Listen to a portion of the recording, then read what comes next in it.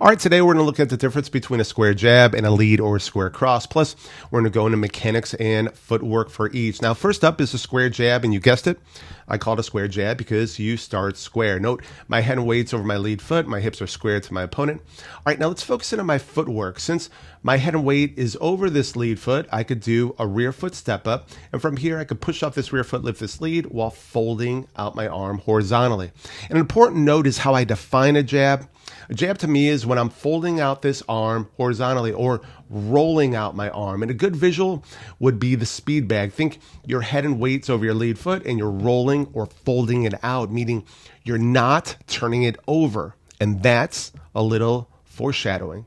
And here's the thing to hone in on. Since I'm folding out my jab, my head and my weight end up over my lead foot. And that's where a lot of your jab games begin.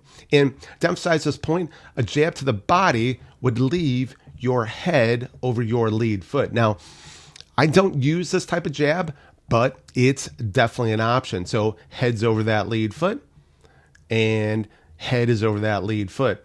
Now we're going to hit on a lead cross, or what I would call a square cross. And just like before, when I say square, I mean my hips and shoulders are squared to my opponent. My head and weight is over my lead foot. And since my weight's over my lead foot, I could do a rear foot step up. But you're going to notice a change. Instead of folding out my arm horizontally, which means I'd be throwing a jab, instead I'm going to turn it over, which is what I would define as a cross.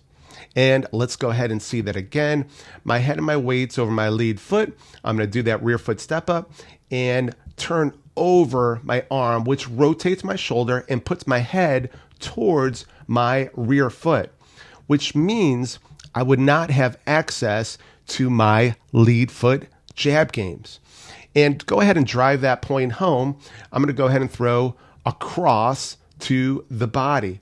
And again, notice my head puts me in a bladed stance towards my rear foot.